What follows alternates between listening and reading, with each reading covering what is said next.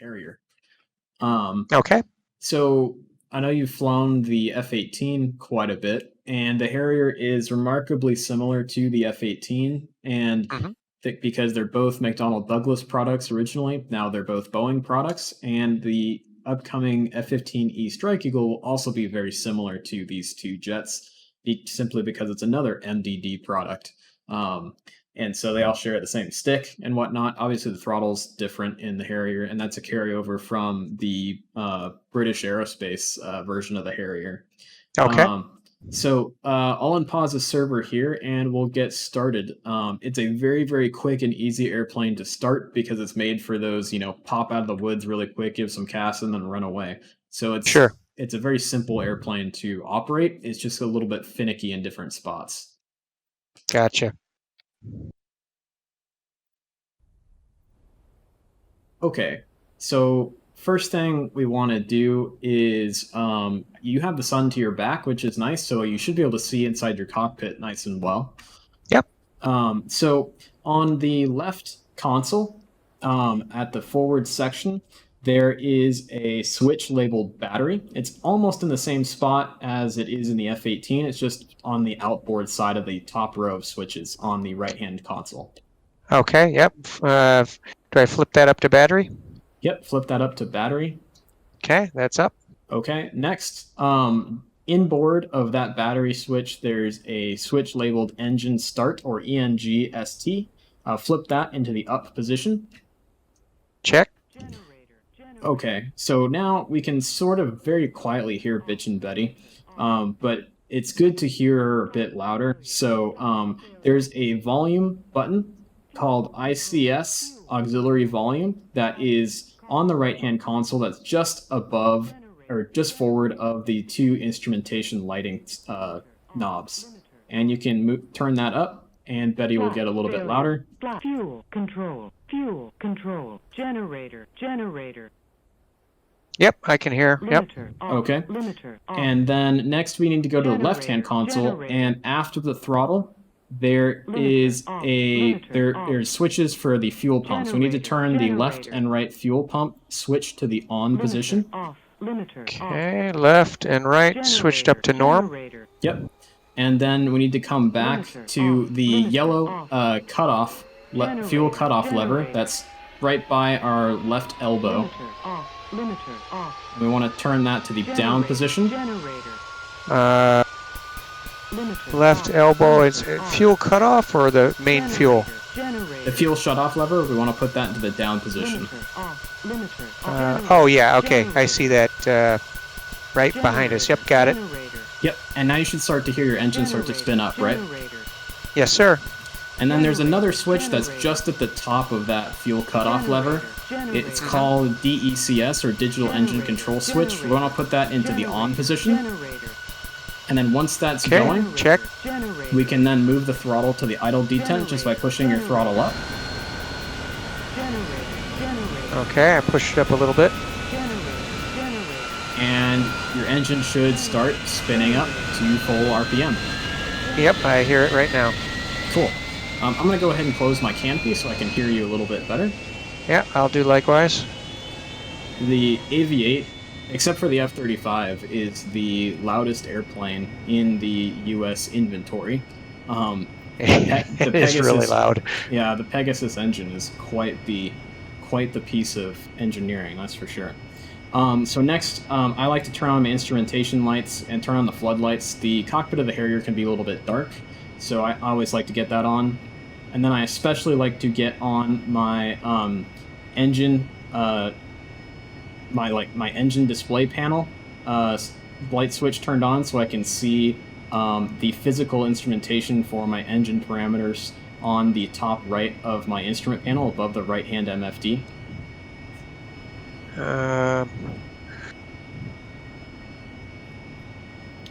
Right MFD, okay, I've got the... So just above the right MFD and outboard, there's a knob called Edb Brightness Control.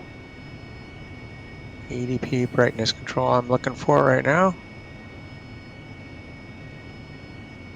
Outboard, I've got ECM, EXP, RWR. So it's just above and to the left of RWR. Oh, yeah. Okay. Yep, I've got it. Yep. Edb Brightness Control. Okay, I got that turned up. Yep, so that's where you can see the engine display panel turned on. So that way you can see your nozzle position in a physical knob in case your HUD fails. Gotcha. You would be able to see it without the lights, but it's easier to see now. Next, of course, we would just want to turn on our MFDs. So at the top of the MFDs, very similar to the F-18, you've got on-off brightness switches or knobs you can turn up. Okay. Yep, those are coming up. Cool. Next, in the center on the UFC, we've got the display brightness control for the UFC. You want to turn that on. And then you want to turn up the volume knobs for COM 1 and COM 2. Those are both the on-off switches as well as the volume switches for COMs 1 and 2. And then underneath that, we have, underneath the UFC, that last row that says WF BCN altitude, we have the same kind of little control panel that we do in the F-18 for the HUD. And there's a brightness knob there. You want to turn that all the way up to turn the HUD on. Yep, I see the HUD, yep. Cool. And that is where we can turn on the HUD reject options to declutter the HUD, as well as we can change it into day, night, and automatic modes, which is important for when you're going to be flying at night and using the HUD FLIR. As well as you can change it from barometric altitude reporting to radar altitude reporting, just like in the F-18. Perfect. Okay, good. Cool. So next, we need to, if you have it bound, I think it's by default bound to the backspace key. You can make the stick disappear, as the controls for the INS are right behind the stick and can be a little bit hard to see. I don't. I have the throttle displayed, but I don't have a stick displayed. Okay, so the stick isn't there. So in the center console between your knees, there should be a knob that is your INS knob. Want to turn that to the INS GND for ground align. Copy that. That's set. And because we have our stored heading in our special options for the AV-8, we don't have to do anything other than let it just start aligning. And so in order to check the alignment, we can open up the EHSD for electronic horizontal situation display. That is on the second from the bottom row on the left-hand MFD. Yep, I've got it up. Cool. And we can see that the time for the INS alignment is counting up, and that will do its thing. One thing that can be a little bit frustrating in the Harrier is if you're trying to align it and it won't start aligning, make sure that your parking brake is on. The Harrier will not align, its INS will not align without the parking brake on. Okay, so that's kind of like the Tomcat. Exactly, yeah. And then for the external lights, we've got the same, very similar to the same panel that we have in the F-18, except it's on the left-hand side, on the left-hand console after the throttle. We've got the main master switch kind of on a little like secondary console that's kind of wraps around the throttle on the wall, and you can put that to the forward position. All right, yep. There's off, night, and norm, I believe. Yep. And then we've got the actual toggle switches for the auxiliary lights, the anti-collision lights, and the position lights or nav lights, whichever you want to call them, just outboard of that, right behind the fuel pump and dump switches. And we also have the rheostat for the formation lights or the slime lights. Because it's daytime, we won't have those on. And then just after that, we've got the oxygen switch. So we want to switch that knob into the oxygen position to make sure that we have plenty of oxygen to breathe in our jet. Okay. And everything's aligning. We should be pretty much good to go. Once the aircraft is aligned, we can throw the alignment switch over into nav, and we're ready to go. Okay. Quick questions, but when this alignment. So right now it says quality 23, and it looks like it's counting down. Yep. Is that similar to like the Viper when it finishes or gets real low in the countdown? It's good to go. Yeah, it usually finishes at like 0.7, so I'm Okay. almost there. One thing we also need to do is we need to turn our flap system on. So right Yep. above the gear handle, we have a on switch for the flaps. And for takeoff, we just want to leave that in the auto position. Got it. All right. So flaps are turned on. Yep. And my quality on the alignment is just like you said, 0.7 says okay. Okay. So we can go ahead and flip the INS switch into the nav position, and that will automatically turn on the moving map on your left MFD for the EHSD. All right, copy And that. when you see the map here, obviously you can't see any of the symbology on it. It's too bright. So if you use the rocker switches for gain and cont on the left and right bottom of the MFD, you can decrease the brightness of the map itself by clicking it a bunch of times.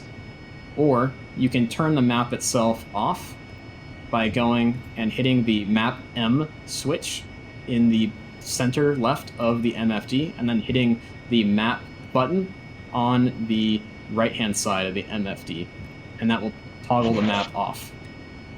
Okay, yep, I turned it off. It's a pretty map, but I can read the symbols better without it. Exactly, I would agree. And so, because normally when you fly the AV-8B, you would want to turn on the DMT, which is just to the right-hand side of that INS switch. However, because we're going to be working with the targeting pod and they tend to conflict with each other, we're going to leave the DMT on the off position. And if we need it later in the flight, we'll turn it on. Okay, you're down by that. Oh, I see the little toggle switch. Yep. Yep. And next, we'll go ahead and call up the ground crew and put some ordnance on our aircraft. All right, copy that.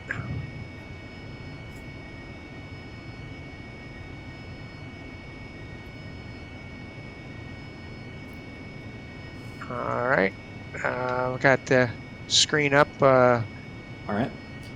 How about we'll do a good mix of ordnance. I'm sure you know how to employ sidewinders from your time in the Hornet, so we won't waste any time using sidewinders in the Harrier. It works exactly the same as in the Hornet, except there's no radar slaving because we don't have a radar.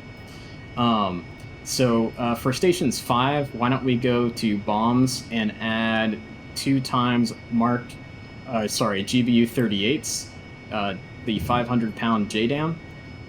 Okay, 2 GBU 38s on station 5. Got it. All right. For station 3, let's go 1 AGM 65 Echo Maverick. Okay, air ground missiles. So I forget. Are the Echoes the infrareds? Or are those the lasers? The Echoes are the laser mavs. Got it. Okay. Yep. Got that loaded. Cool. For stations 1 and 7, let's go 1 times GBU 12. GBU 12. Whoops. And then for stations 2 and 6, let's go 2 bags and make sure you put on the full tanks, not the empty tanks. Got it. All right. So the 300 gallons. Okay. Yep. Got it. Yep. And then when you're ready, go ahead and hit OK. And the ground crew will refuel our jets and put the ordnance on board. Copy that. Request rearming. Copy.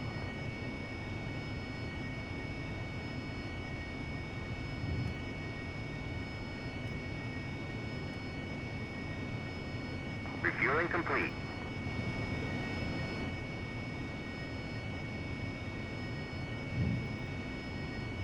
And now, why don't you go ahead and let's scroll on down to the weather section of our briefing. So hit Alt-B, and we can see our pressure setting is just the standard 29902. Our temperature is 20 degrees Celsius, and our wind speed is 6 meters per second coming right down the runway for us. Yeah, okay. Rearming complete. All right, so my rearming's complete. The importance of that is in the Harrier, the weather is very, very important to know, because if we're going to make a short takeoff, a vertical landing, or a rolling landing, we need to know how much power we can expect from our engine and how well it's going to be able to support us as we try to hover and things like that. And things like air density, outside air temperature, and wind, of course, all plays into that very heavily. Okay. So one cool thing you can do is you can actually go on your right-hand MFD, go hit the menu button in the center bottom, just like you would in the FA-18, and then open up the VRest page at the top center. VRest page. Let me click it again here. Yep. Okay. VRest page is open. Yep. Okay. Now in the top center again, there's a page labeled STO for short takeoff. Go ahead and click that. Yep. And this brings us to a whole bunch of information about what we can expect for takeoff distances and whatnot based on the current ordnance, fuel load, and water load we have on board the jet. And so basically for the short takeoff we're going to do today, the one thing you really want to pay attention to is the nozzle position of 60 degrees. So we can see NOZ 60 for wet and dry. Yep. And so wet stands for if we have water injection, and dry stands for if we do not have water injection. So we'll use water injection for the takeoff, and hopefully we'll have some left for the landing. And so what we'll do is if you come over to where we turn the flaps on and put it into auto, there's a switch just above that called labeled H2O, and we'll put that into the takeoff position right before we're ready for taxi. Alrighty. And next, we've got the Stow Stop, which is a little lever that actually blocks our nozzle lever from traveling too far forward or aft. And so we can use that to be able to slam our nozzles right to 60 very, very quickly for our short takeoff on this rather short runway here on Abu Musa Island. So if you click and drag the little lever that's on the aft section of where your nozzle lever is, you can bring that up and bring it to the 60-degree position to block your throttle lever at that 60-degree position. This is the nozzle lever control? It is not the nozzle lever control. It's called STO stop lever for short takeoff stop lever. Yep. So you want to click and drag that to 60. Yep, that's at 60 now. All right. And we should be good to go now.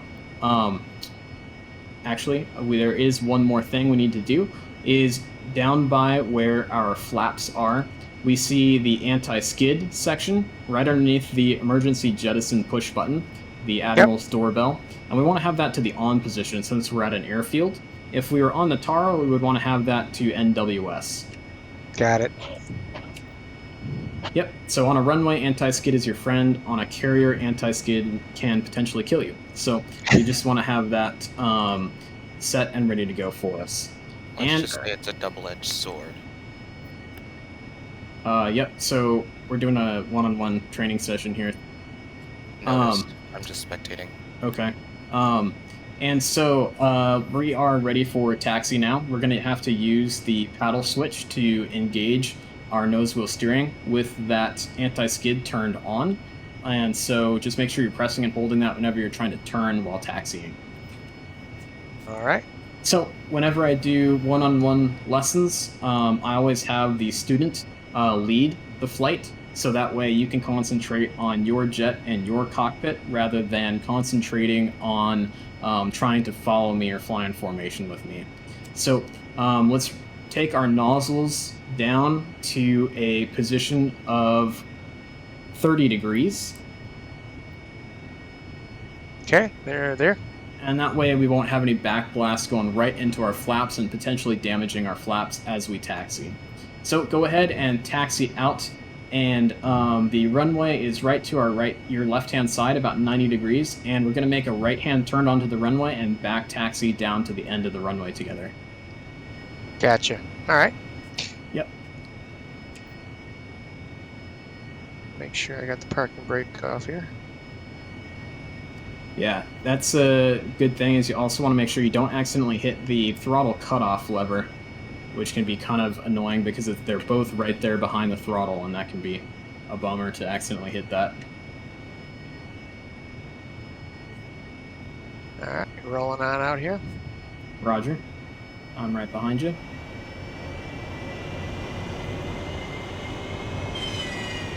And then have you ever taken a look at or used taxiway signs before while you're flying in multiplayer or any other flight sims?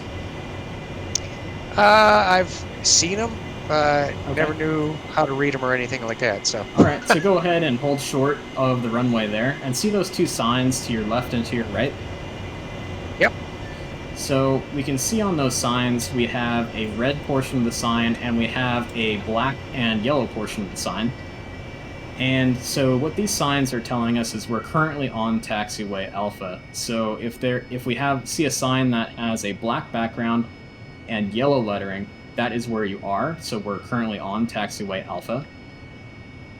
And we would be entering runway 26 and 08. So that's the red part. It's red so that you don't accidentally get onto the runway when you shouldn't be.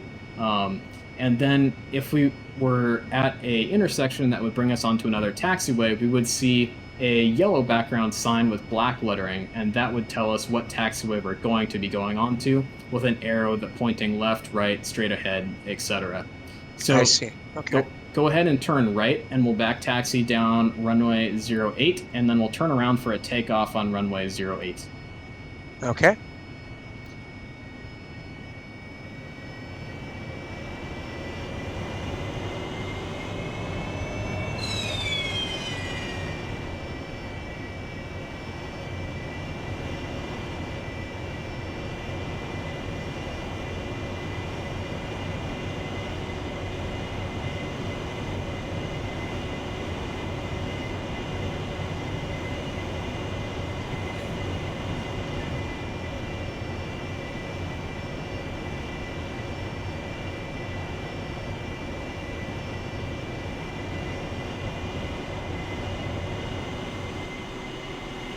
I like flying the Harrier out of this airport because it kind of gives you that kind of improvised kind of feeling with the trees and the rocks and things kind of crowding the runway. It's kind of cool. For sure. Also, regarding airport operations, there are a few YouTube videos by Edb Brightness Special VFR that I would recommend you check out. Gives you the basic idea of what happens on the taxiways and how to read signs. Okay. So when you're ready, we'll go ahead and turn around, and we will get lined up on the center line. All right.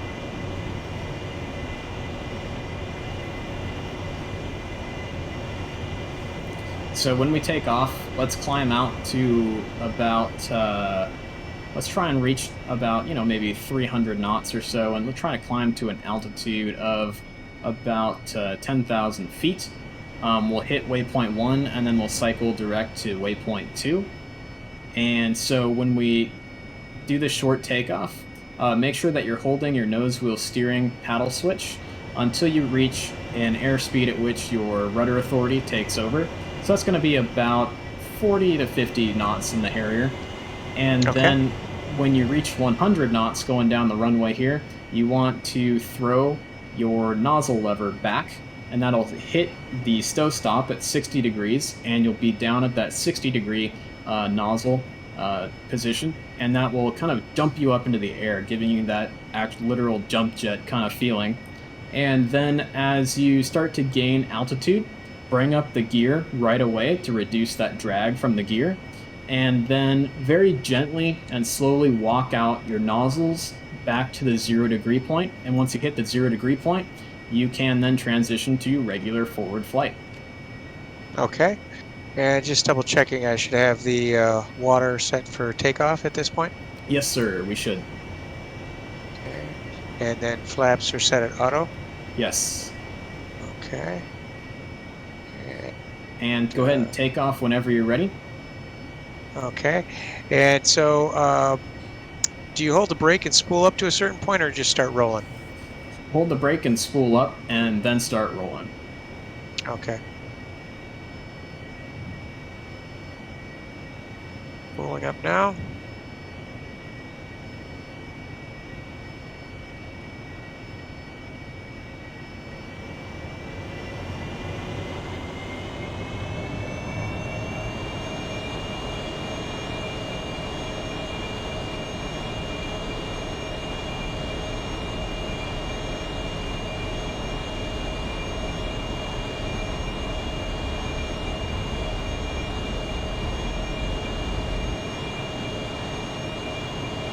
Looks like we had a little bit of a left to right crosswind there.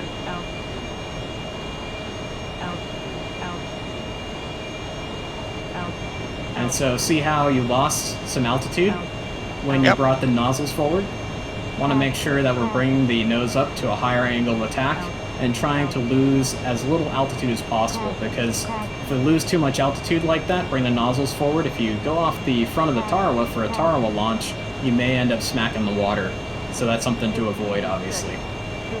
For sure. And then make sure you get your water back to the off position. Yep.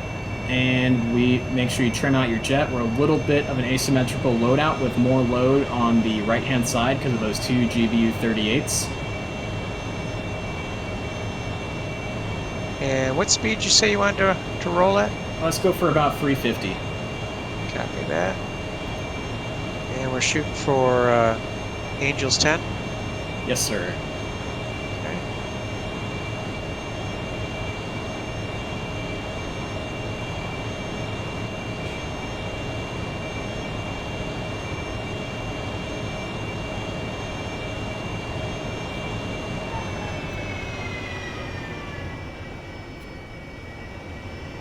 Alright, what's your speed? 335 and climbing. Okay. Let's go for like about 350. Yep. So in the Harrier, she has a really great thrust to weight ratio, but I recommend climbing at maybe about, like, I would say potentially around, 7.5 degrees nose up. When you're just doing a cruise climb like this. Okay.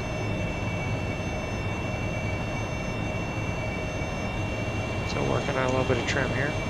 All right.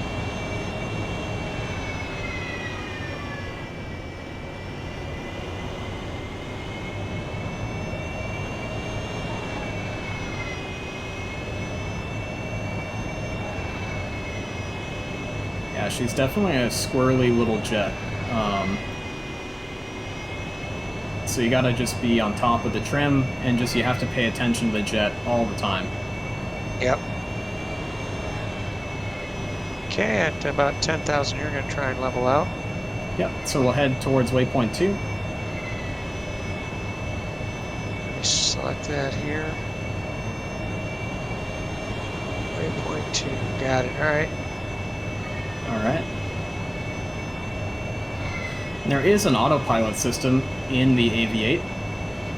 And why don't we go ahead and climb on out to up to 15,000 as we head out towards waypoint 2. Okay. Still 350 or so? Yeah, let's go for 350.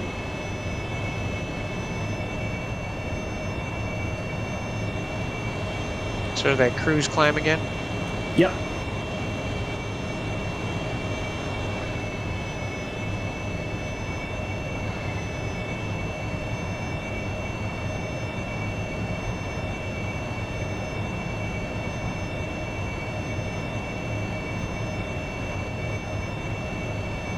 So what's kind of cool is that autopilot is labeled AFC. It's just in front, just forward of your nozzle lever. It's the second switch, and that if you flip that switch to the AFC position, it will hold your current attitude. So that's great for when you are trying to find targets with your targeting pod or anything like that. Oh, right, yeah, I see it, okay. So it's sort of like engage it, and then it's got an altitude hold? It's got a attitude hold and an altitude hold. The altitude hold is the next switch over to the outboard side of the AFC switch. And you can actually bind these to your HOTAS, and that's what I've done, and it makes flying the Harrier a lot easier. So if you want me to pause, I can give you some time to bind those, and while you do that, I'm going to run to the restroom, so I will be right back. Yeah, no problem. Yeah, if you want to go ahead and pause it, that's fine. Yep. Right. On the controls panel, just go to Adjust Controls.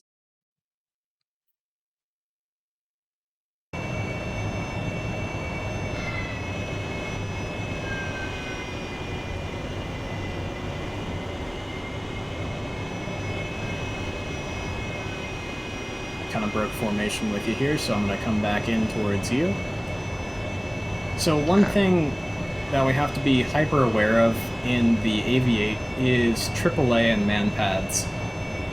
For the Harrier in particular, man pads are extremely dangerous, and that's because the heat source for the Harrier is not at the back end of the aircraft like it would be for, say, an F-18 or an F-16.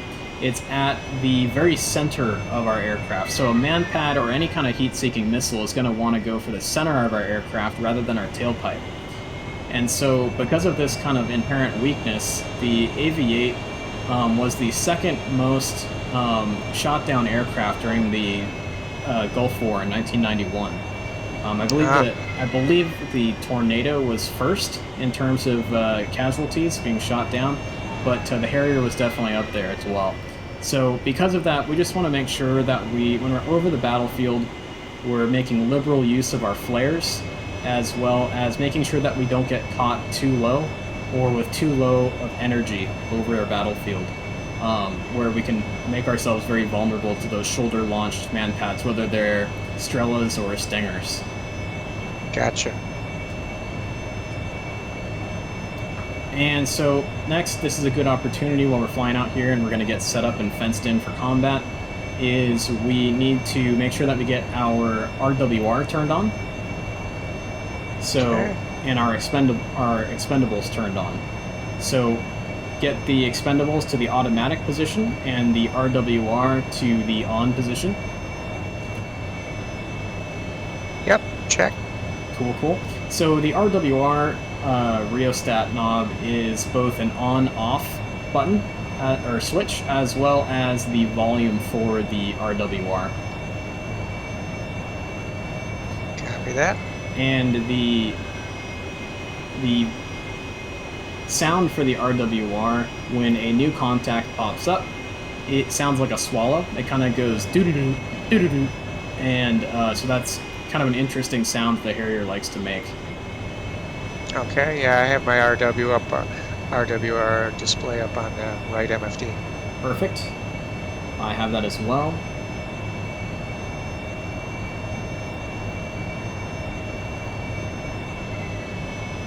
And so we've got our choice of targets here today. If you want to go for a island with vehicles on it and some helicopters on the ramp at Greater Tomb Island, we can do that. Or we can go after aircraft on the ramp at Bandar Abbas International, or we can go for a field of armor in the sitting in the desert to the east. It's up to you. Go for the airfield. All right. So Bandar Abbas it is. I'm going to take a look at the briefing and make sure we get the correct waypoint set up.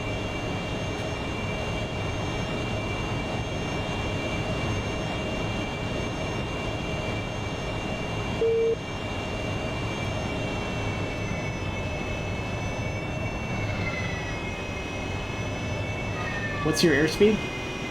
345 right now. All right.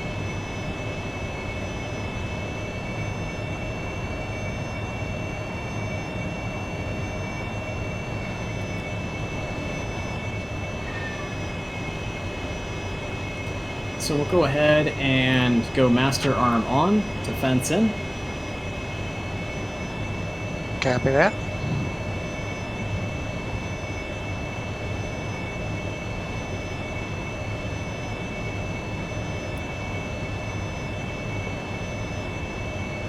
And the waypoint we're looking for to engage targets on the ramp is going to be Bandar Abbas. That's going to be waypoint 3. Okay, waypoint 3 selected. Correction, it's going to be waypoint 4, actually. Okay, waypoint 4. Sorry about that. Another correction, it's actually going to be waypoint 5 for our Harriers here. And so Sure, okay. we're going to, once you hit waypoint 2, we'll come left towards Bandar Abbas, and we'll start setting up our targeting pod to engage targets. Okay, so you said after waypoint 2 we're going to 5, right? Yes, sir. Okay. I'm about 2 miles out from waypoint 2. All right.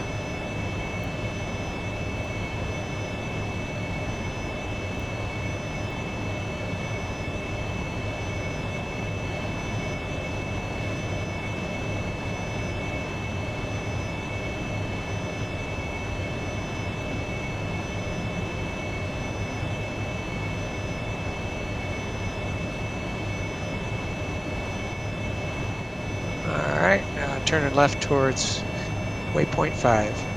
All right, coming left. And we'll go ahead and push the speed up to 400 knots. 400 knots, copy that. Next, we need to go ahead and set our laser code. So I'll have you work on the standard code for DCS, which is going to be give me 1 second. It's going to be 1668.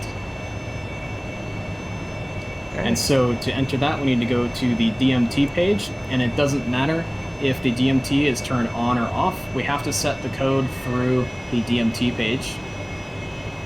Alright. I'm just getting steadied up here.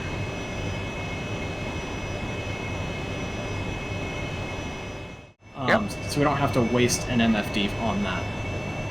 And so on your TPOD page, you want to have TDC. You want to click on that so that you have a little underline underneath TDC, and that will slave our TDC to the pod and allow us to control the pod through our TDC. Okay, that's checked off. It also says it's in standby right now. Yep, now we want to check standby, and that will turn the pod and open up its eyeball. Oh, yep, there it is. Okay, copy that. And then I always like to work in FLIR mode. The CCD mode is good, but you can't see targets from as far away or as in good of detail. The FLIR mode is better for picking out vehicles and things like that that are going to be hot and cold around. And so if we want to bring our targeting pod down to the Bandar Abbas International Airport, all we need to do is either fly the circle, like the hexagon with or octagon with the dot in the center of it, into the circle for our waypoint 5 that's on the ground out in front of us, or we can simply move it with our TDC. Got it. Okay. And real quick, Spud, what did you say you had open on your left MFD? Is that your That's EW? my EW page, so I can see any threats that are around me. Copy that. All right.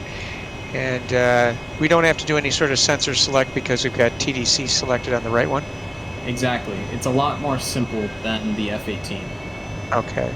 So, and you said scrolling the hexagon down basically to that waypoint circle indicator? Exactly. So I like to first select and find my targets with my HUD in nav mode, so that way I do get that nice circle of my waypoint on my HUD, so that way I can bring my targeting pod to my waypoint very, very easily.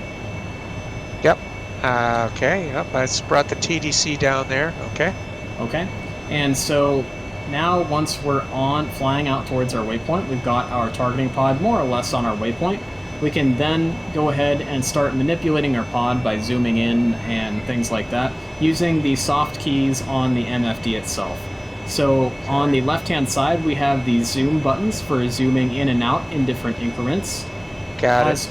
As well as on the bottom left, we have the wide and narrow FOV options, just like we do in the Hornet, but it's all controlled through the MFD. Okay, so this is why it's even more important to be like in an autopilot mode so you can have full focus. Exactly. Okay, alright, makes sense. And so if you have the pod on the waypoint 5, you should be able to find the airport. Yep, I can see the runway right now. Okay, and on the ramp there's a couple C-130s. Okay, let me zoom in even closer and see if I can get an outline.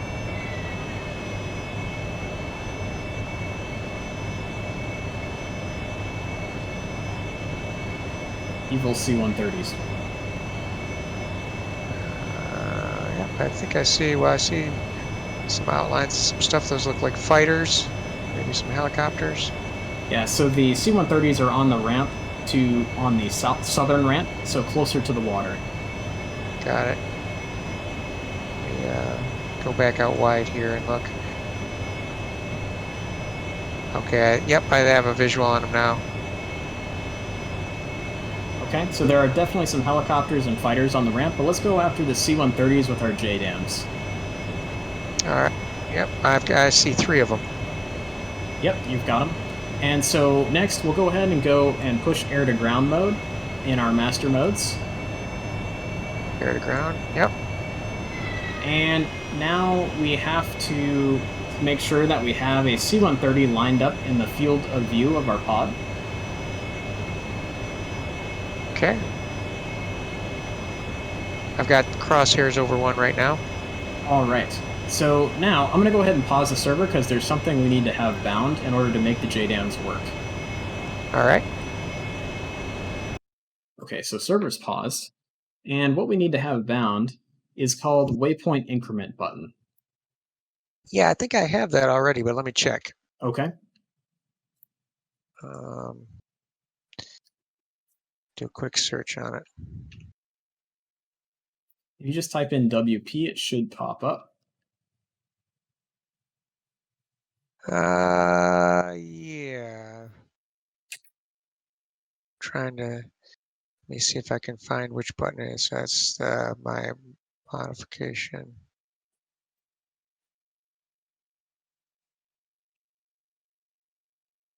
Yep, I've got it. Yep, I know which button it is. I already have it bound. Okay, perfect. So I'm going to unpause the server. Okay. And now we want to make sure that we have our J82 selected. Okay. Okay, I can go to the stores page on that. Yep, or at the top of your EW page, you can select J82. Let me see that again here. Oh yeah, I see that. It's on the push buttons across the top. Very handy. Yeah, exactly. So that way we don't have to waste a MFD page going to the source page. Okay, yep, and then I see targets, term, and fuse. Yep. So there's really, you don't have to do anything here. What you need to do now is you need to set the fusing. So you want to go to the weapons control panel that's underneath the left-hand MFD, and where it says FUZ, you want to scroll until you see the IN for instant. Yep, it's on it. Okay, now all you need to do now is you need to simply have your crosshairs of your targeting pod on the target, and then press and hold the waypoint increment button for 3 seconds and release it, and you will have designated that point for your JDAM.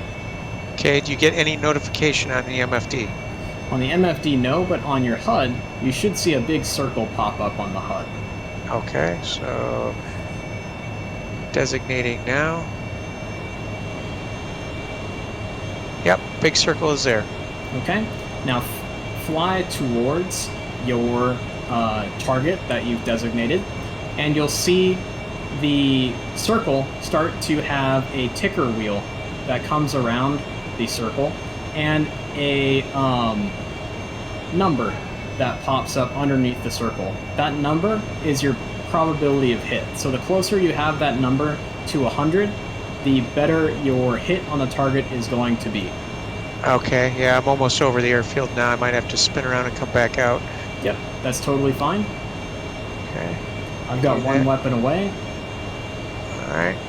I'm circling back around here. Now, do I have to redesignate, or does the pod remember? The pod should remember. So Okay. just give yourself plenty of room. Fly out about 10 to 11 nautical miles away from the point, and then Yep. come on back around.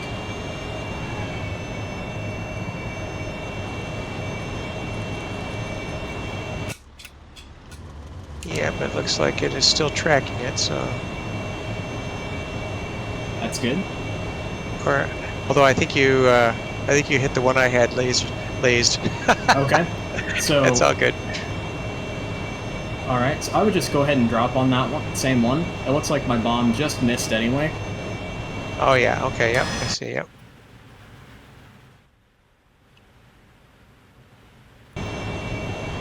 Give yourself a little bit more room to come back around on the target. Yeah, I'm about 7 miles out right now. Yep.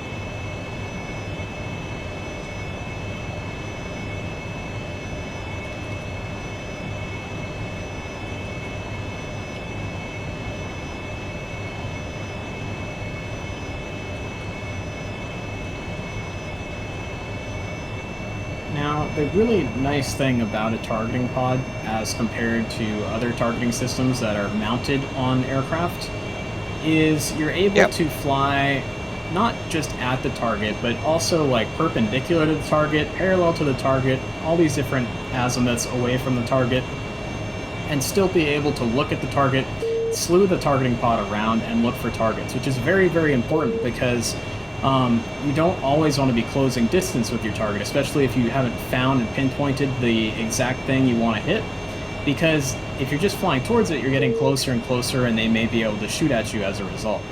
So if you're flying parallel to the target, you can then look for another C-130, you can look for a fighter on the ramp, all these kinds of things that can kind of help keep you more survivable as you're flying around, rather than putting yourself right on top of that airport the entire time.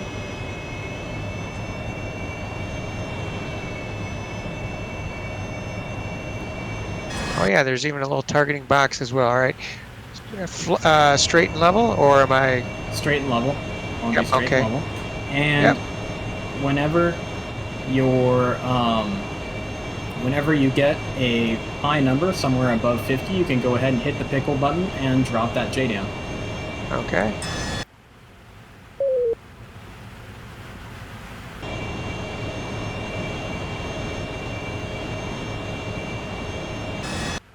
Slight attention to detail.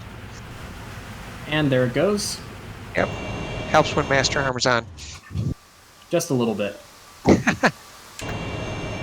And that should be going out and hopefully hitting its target. Yep, I'm just continuing to fly straight and level, watching the MFD here. Yep. Now what you can do is eventually your pod is going to be masked pretty quickly if you fly straight and level, but if you pull a quick 90-degree turn, your pod will have a lot more time before it's masked. Got it.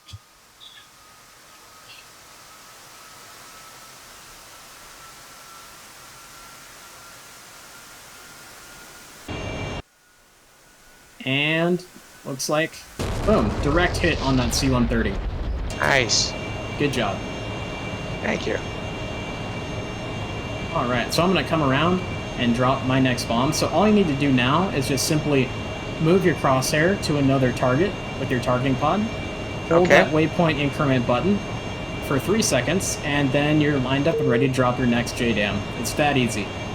So now, in this type of situation, Spud, what would you normally recommend? Like 180, back out, feet wet, and come back in again, or?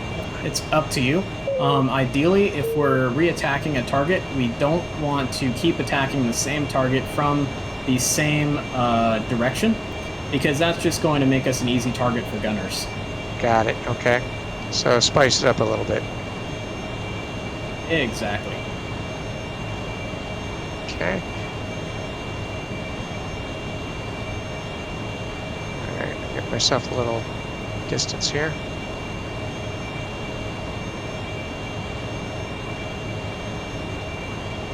Yeah, it's really handy how it gives you that percentage of hit. I mean, yeah, at least it's still some confidence. It definitely is very easy, and JDAMs are very, very user-friendly. They're just not as accurate as laser-guided bombs, and they're not as they're not as flexible. You can't hit moving targets with a JDAM, and that kind of stuff. So there's times to use a JDAM and times not to use a JDAM. A C-130 sitting on the ramp is a perfect time.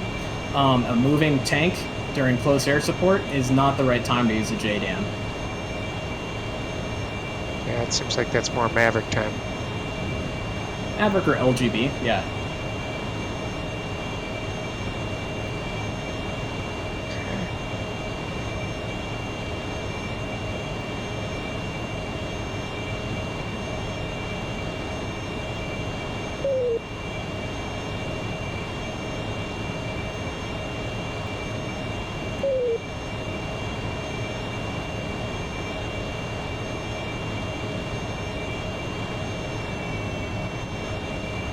So the pod is basically still at where it was before, so it's going to move around.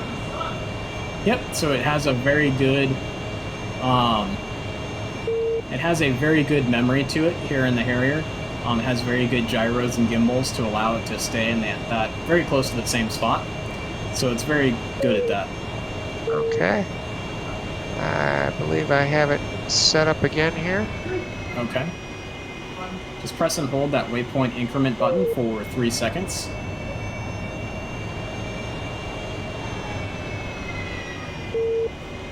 Yep.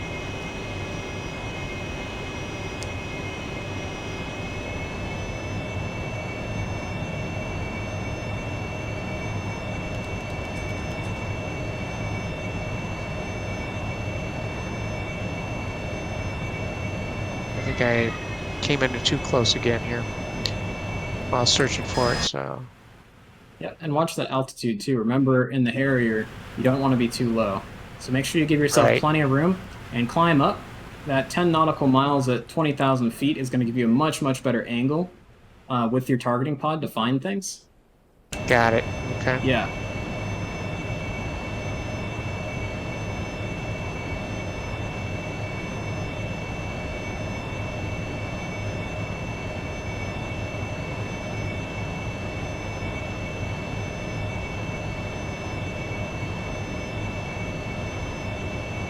Yeah, so I had the big circle come up, but I wasn't getting a number coming up, so I'm thinking I was in too close.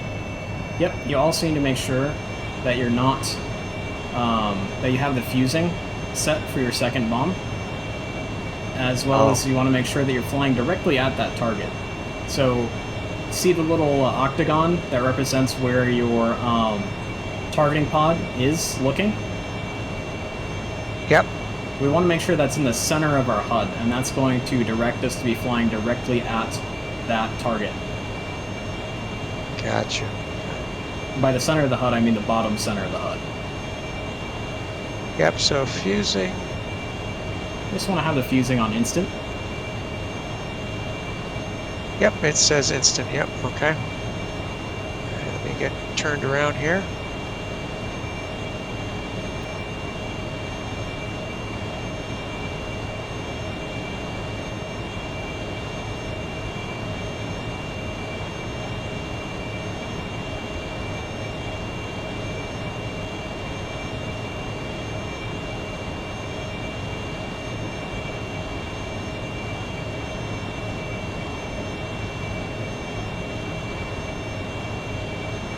If you need a little bit more room, you can even try flying out a little more than that 10 nautical miles, maybe try 15 nautical miles. Yeah, I'm wondering if I don't have something set up here correctly, because... what are you seeing? Try it again here. Okay, it's working now. All right, yeah, Okay. So I think I'm in pretty good shape here. I've got 86, 7 miles to target. Yep, go ahead and drop it. So the JDAM, the way it flies through the air and guides itself to its target, it has two sweet spots for dropping the bomb. It has one that's a bit further out, and it has one that's very close. And if you say have a target that's a soft target, and it doesn't really matter how fast the bomb is flying, when it hits the target, like say, you know, a tent with a bunch of terrorists in it or something like that, or a truck, something very soft, you can drop it from that further point, and it will come in at a bit of a shallower angle, but it'll still hit the target. But say if you're going after something a little bit more hardened, like a hardened aircraft shelter or a building or something of that nature, and you want the bomb to be at a higher velocity when it hits its target, you can go for that closer in sweet spot and drop it at that point, and it will have much more velocity and be able to penetrate further into the target before detonating. Got it. Okay. And just to, so that I know how much flight time we've got left, what is your fuel state? My fuel state is 8.2. Copy. We are in good shape then. Did you see the impact from that second JDAM you dropped? I did. Good job. Thank you.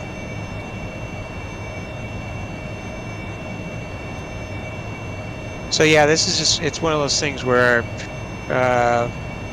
repetition will get the neurons linked up to make it happen on a more natural basis. Exactly. It's not a usual thing that people do, that's for sure. I mean, it's, you know, it's not natural, if that makes any sense. No, it's just, it's a matter of getting the right sequence down and kind of what you were talking about before, coming in from different angles of attack, not only from a defensive standpoint, but then also giving yourself plenty of time. So I dropped this JDAM from really far out, from that very far out sweet spot, and it'll still impact and hit that target just the same as if we did that close one. How far out were you? I was about 8 miles from the target at about 18,000 feet. Okay. So the JDAM is very good for standoff. So if we had, say, a SA-15 down there, or, you know, an SA-8 or something that's like a short range kind of missile system that we just don't want to get in the way of, JDAM is a really good option because that does give us a bit of standoff distance from that target. Okay.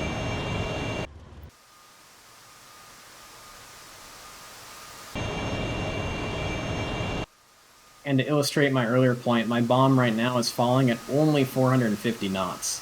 Yeah, I've got a visual on your bomb coming down on the airport right now. Yep.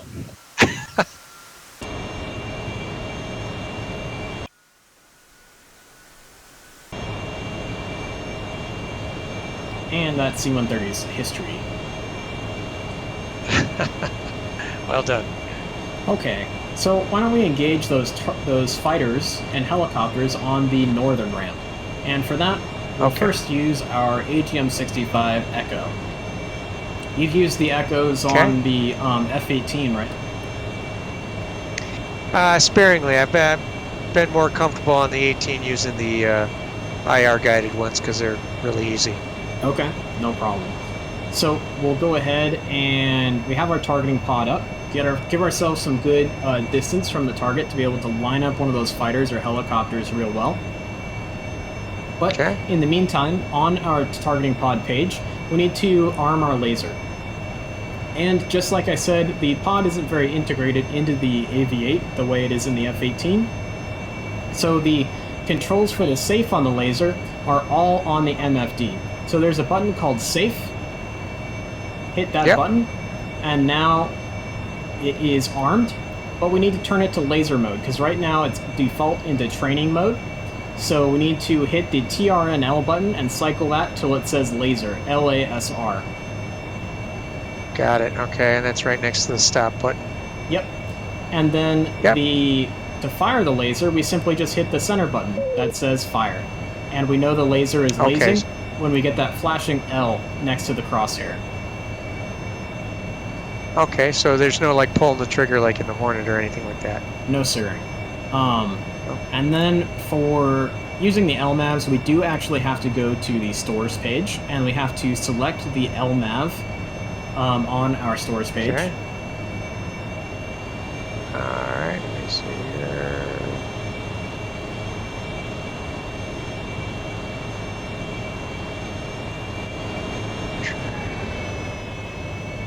UMAV. Okay, up there.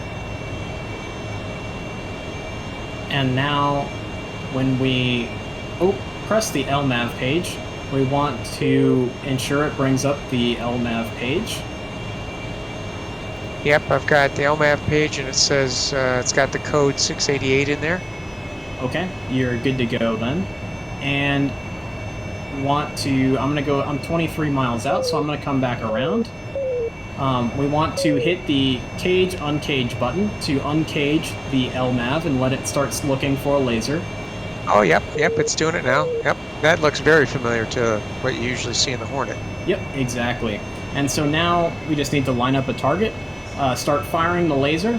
The LMAV will lock on to that laser. It'll let you know when you're in range. You rifle the missile off. You keep the laser going until impact, and then you turn the laser off once it impacts. It's very, very similar. Okay, and so and the laser again is just all controlled by that OSB button? Exactly. Okay, alright. I'm coming back around here, so I'm about 20 miles out, so I'm going to come back around and close in on the airport a little bit. And you said those are on the north ramp, right? Yep, there's helicopters, looks like some Mi-8s and maybe some F-5s. Okay. I'll go after the Mi-8s, why don't you go after those F-5s? Those F-5s are to the north of the Mi-8s. Alright. So I'm going to start firing my laser, and it works exactly identically to the way it looks in the Hornet. Your LMAV, you'll get that nice white dot on the LMAV page, and when you get that nice white dot and you get within range, it'll allow you to fire that missile, and you're in business. Alright, I'm just searching for targets now.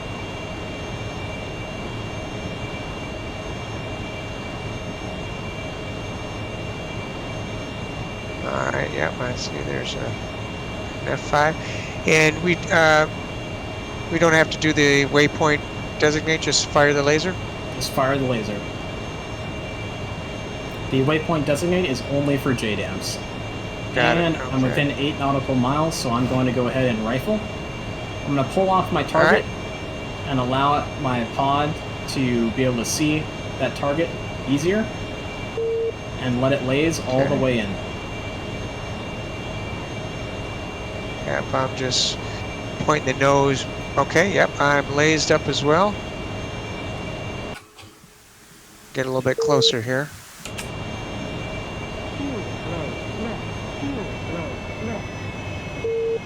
Rifle.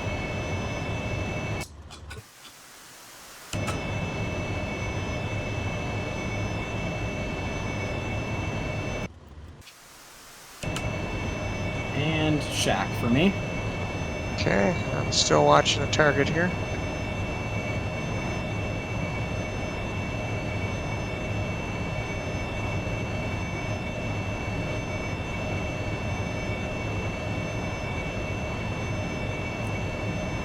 And it's very easy to forget to hit the OSB button to turn the laser off. So just make sure you do that so that you don't overheat the laser and break it. Got it. Yeah, I'm just waiting for the impact.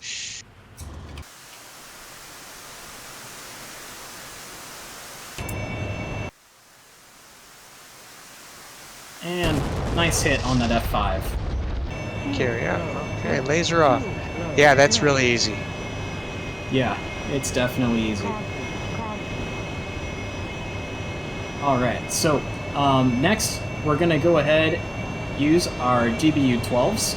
And so they work very, very similarly to the GBUs in the FA-18, except that, of course, the T-Pod is controlled by the OSB. So we need to make sure that we set up the fusing, and we, of course, have the appropriate code, and now we're good to go. Just line up a target and fly the fall line, press and hold the pickle button whenever you get the drop line coming down the fall line. It'll drop away in CCRP mode. It will find the laser, and you'll be good to go. Okay. We do have to manually fire the laser via that OSB button, but other than that, it's virtually identical. Okay. So I'll line up my next helicopter. We don't have to do waypoint increment, the targeting pod automatically feeds position data into our weapon system to allow for that CCRP drop in the correct spot. Okay. And again, Spud, you said the fusing, what do we set it for? I would go for instant. So that's going to be the first option. It's going to be TIN. Got it. Yep, that's I was just double checking. Yep, that's what I have as well. All right. And so then spin around, laser, line up a target, turn on the laser, and then fly and wait for the drop cue. Yep, so I would wait until the bomb is actually away before you fire the laser, just to ensure that we don't damage our targeting pod. Got it. Okay. Alright, so that's one weapon away. All right, I'm coming back. Firing my laser.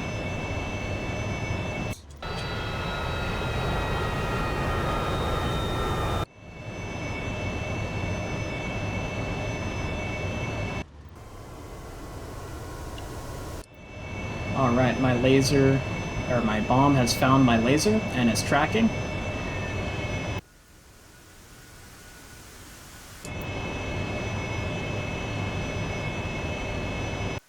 Okay.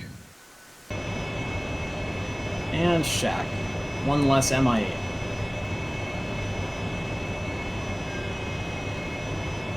Nice.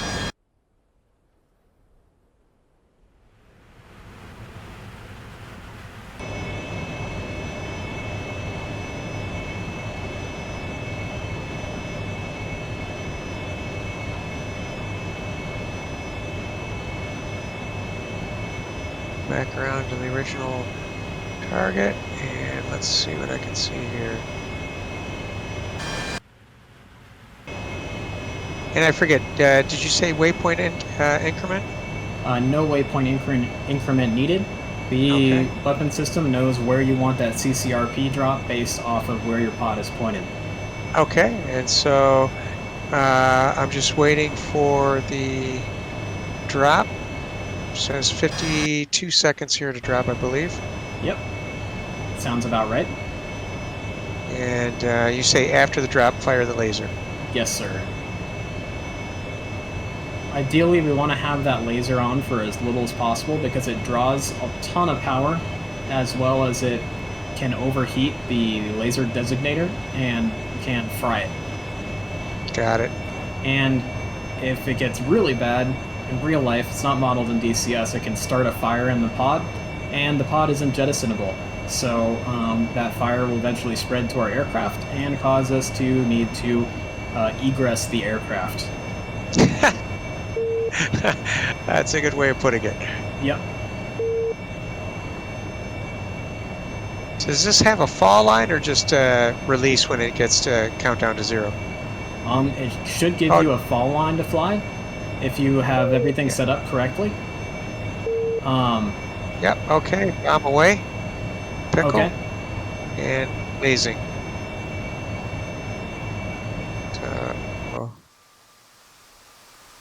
We'll see what happens here. The bomb looks like it's going in the right direction.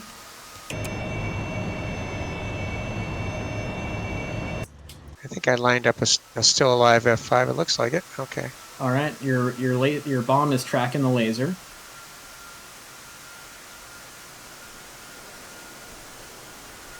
And boom. Nice shot. Thank you. All right, laser off. And head out. What, line up one more with the other bomb? Yep, exactly. I'm going to go after MiG-21 this time. Okay.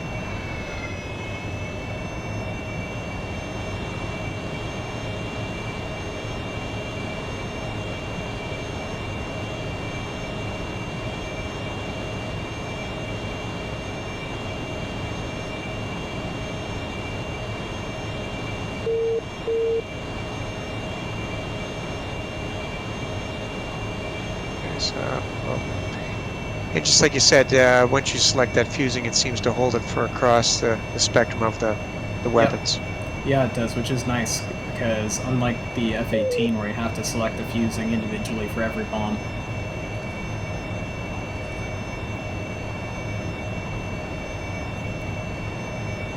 The way the lantern pod or the lightning pod is implemented kind of reminds me of the way the lantern pod is implemented on the Tomcat, because it's just, it's not implemented into the aircraft fully. Right. It talks a little bit, but not the way the lightning pod talks to the Hornet or the F-16. Yeah, I've only had limited experience with that lantern pod in the Tomcat, and it's with that the single player mod I think you called out a while back. Yeah.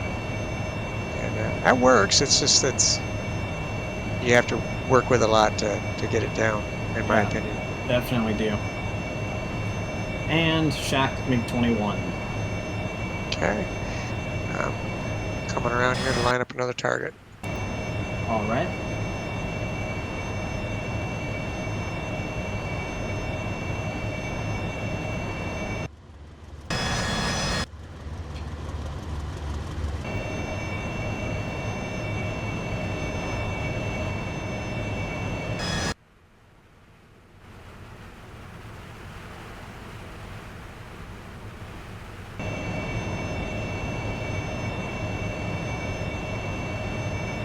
And then when it comes to using the gun pod, it's exactly the same as in the Hornet. You just hit gun on the storage page, and it pops up with a CCIP reticle. You put the thing on the thing, squeeze the trigger, and the bullets will impact exactly where you put that the CCIP reticle. So if you want to do a gun run, go for it. If not, we'll just go ahead and head back and make a landing back at Abu Musa Island Airport. Okay, I'm just lining up on this last bomb drop, about 50 seconds to go.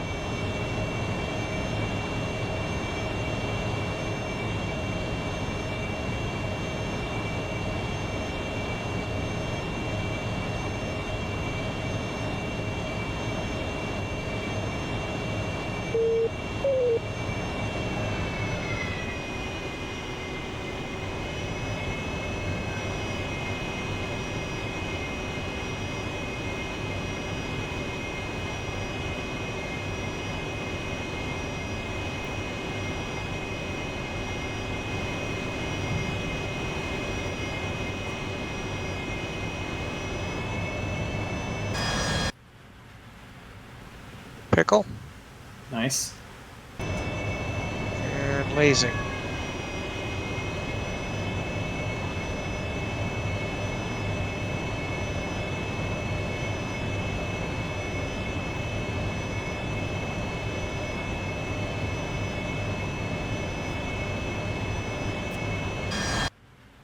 But is there any sort of countdown in the MFD there for timed impact, or? Nope, there is not, unfortunately. Okay. Like I said, the lightning pod is kind of an afterthought in the Harrier, and so it's not implemented that well. But good shot on that F5. Okay. And let's see here. So I'll take one run with the gun. So I've got gun selected. It says CCIP. Yep. And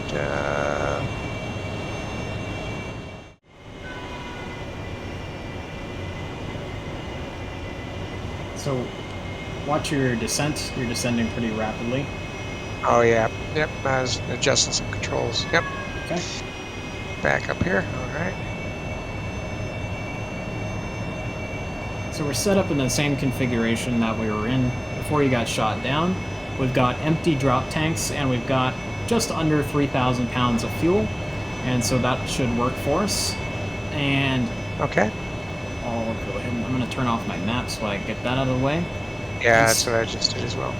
Okay, so as I said earlier, our course line that we're going to draw is going to be for the wind.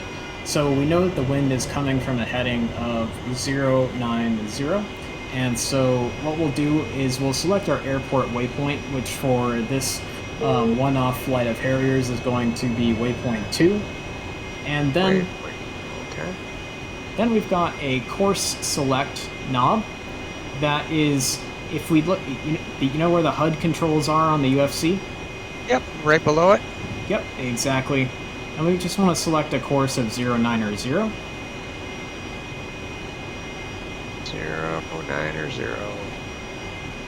And so what's interesting is underneath where it says CRS or course on our EHSD page, it shows us the distance until we actually reach that radial, which for me is about 17 nautical miles. Yep, same. So that's kind of an interesting touch to the Harrier. And we can use the scale button on our EHSD to zoom the scale out to actually be able to see that radial that we're flying towards. Okay, I'm just looking. Scale button is, oh, I see it, SCL? Yep, exactly. Okay, yep, I see the radial, but scale 100 it looks like. Yep, so we'll bring that scale down as we get closer to it. Okay, yep, and so that'll take us right into the runway. Yeah. So the key for vertical landings in the Harrier is just simple patience, and not trying to go too fast. I mean, try to go fast and try to force the landing. That's when you kind of tend to become more unstable and you get into trouble with things going wrong. So we'll start a gentle descent. Let's go ahead and head on down to about 5,000 feet. Okay. And what speed are you rolling? I'm currently, I think, at about 380. I'm right off of your wing. I'm at your, about your 5 o'clock. Yep, I see you. Okay. And how much nose down are you doing? We probably want to go for maybe about 10 degrees nose down at this point. We need to drop down pretty fast here. Okay. And for this being our first time doing the vertical landing, we'll just do a straight in for the vertical landing rather than a brake to land. Okay. And I'm going to turn my RWR off at this point, so that way I can get rid of the popsicle sticks on my HUD, so that way I can declutter things a little bit, be able to see my airspeed well and all that good stuff. Yeah, I'm trying to dial mine off as well.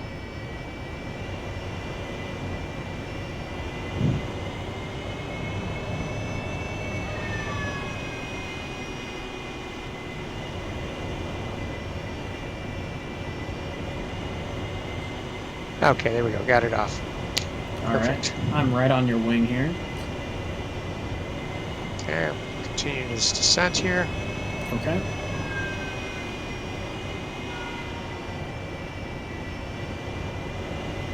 Oh yeah, I see above me. Yep. And you said we're going down to what, Angels? 5,000. 5,000, gotcha. Yep. Alright, the scale looks like... Alright. So we'll go ahead and start turning into our waypoint here. Okay. To our course selection that we put in? Yep. And so let's turn to a heading of 090.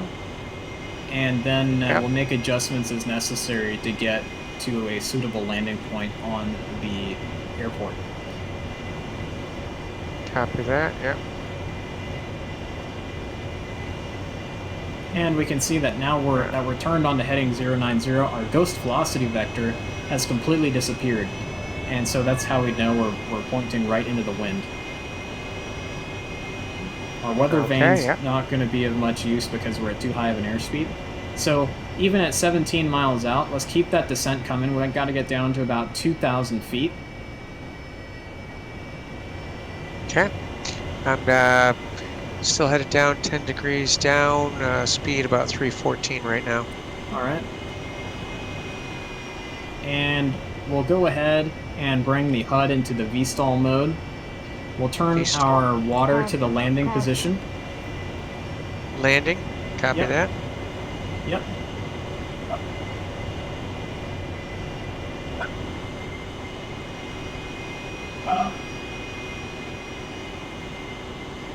Looks like I have, what, 500 pounds of water? Yep. And so that's not going to even start engaging until we get to high throttle settings. so don't worry about that. Keep that descent coming. Want to get down there. Yep. Okay, so our waypoint isn't directly on our airport, so we got to check it left just slightly to a heading of 080 to get in line with that runway. So you can zoom in to actually see the runway. And yep. We want to start, keep that descent coming. And we want to start transitioning to slower and slower flight. So we want to get down to 2,000 feet. And once we get down to 2,000 feet, we'll bring our throttle, or our nozzles, down to 30 degrees. And we'll bring our flaps down to the VTOL mode. Got it. And at this point, this is where your autopilot can be helpful, because you can allow it to trim things out automatically for you. Got it. Yeah, I've got it engaged. Watch your airspeed. Start bringing that airspeed down. We want to be down. Bring our flaps to stall and bring our nozzles down to 30. And we need to check it right just slightly. Just make sure you're lined up with that runway. Okay, I'm just being offset a little bit, all right? Yep. Start bringing that speed down. And yep, I'm at 200 now. All right. And keep in mind here that as we get slower and slower and slower, we're going to actually, in order to maintain altitude, we're going to need to start bringing more and more power in. Okay. So it's going to be like landing a helicopter. We're going to want more power for landing, not less power. All right, and I'm at below 2,000 now, and I should be nozzles coming down? Yep, nozzles coming down to 30. Okay. What down about at 140 knots, so I'm going to bring my nozzles to 60. Okay. I'm going to bring down my gear. Yeah, I'll bring down the gear as well. And we've got a visual representation of our VSI on the right-hand side of the HUD. So that can help us figure out how quickly we're descending. Yeah. And so now I'm starting to transition to being behind the power curve, where I'm needing to have a lot of power in order to just simply maintain altitude. So I'm just being very, very gentle with the throttle and just making very small corrections. I'm going to try and bring my witch's hat to the horizon and trim it so that I can keep the witch's hat at the horizon. Okay. As when we're in stall mode with the flaps, we always want to try and keep our nozzles at or below the same number of degrees as our flaps. Okay.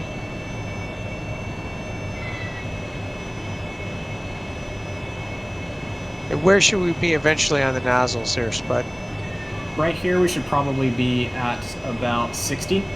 And then as we get closer, we'll want to start bringing that further in. And then if we need a little bit more horizontal speed, we can bring the nozzles out. And then if we need to lessen the speed, we can make the nozzles more vertical. Your nozzles will be pointing straight down at 82 degrees. Okay. So I need to start losing a lot of altitude. I'm a bit high. So I'm just going to pull the throttle back nice and gently. Just allow myself to just sink right on down.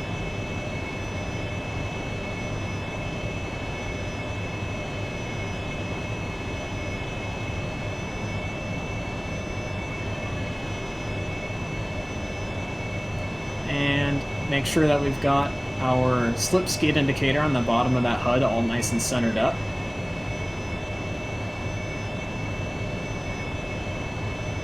I'm just trying to make sure I'm on the runway here. Yep. Good job. I can see you're faced into the wind. Oh, that wasn't too bad at all, actually. I mean, it was a little hairy, but made it. Are you on the runway? I am. Nice. So if you turn around and look at me, I'm coming right on into the runway myself. Yep, I see you. I'm going to just kind of get out of your way here. All right.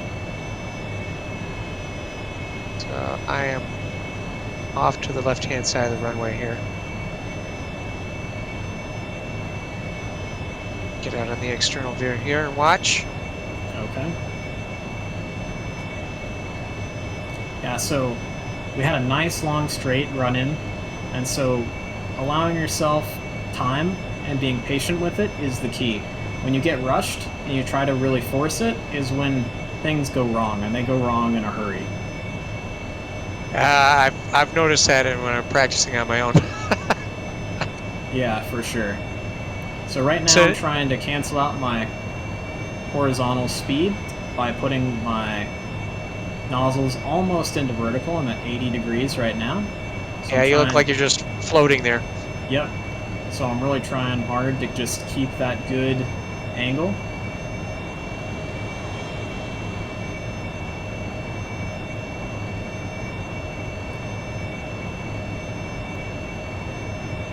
I'm going to give myself a little bit more horizontal speed so that way I can get to the center of the runway. Just so I can be as safe as possible. That ought to be good right there. Yeah, I noticed it's just like you said, it's actually not that bad as you just take your time. Exactly. That's the entire exercise is just an exercise in patience. And I didn't even, you know, I had the water turned on, but it doesn't look like it chewed up hardly any water at all.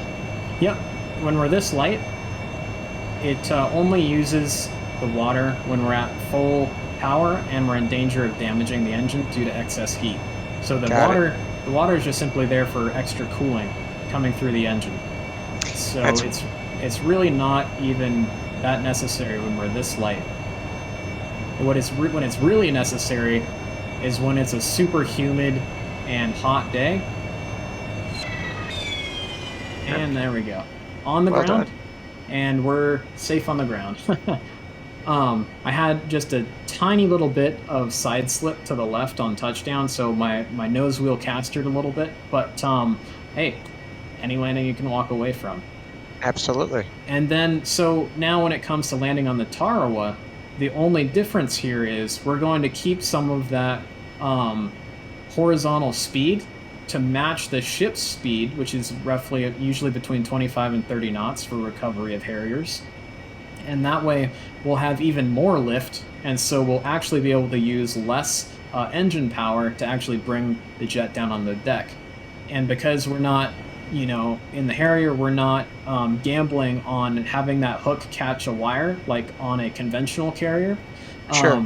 There's no need to have, you know, tankers everywhere all the time because, you know, bolters and go-arounds, well, if you really mess up the approach, you can go around, but those kinds of things are less likely to happen because you're just plunking it right down on the deck rather than trying to catch a little wire.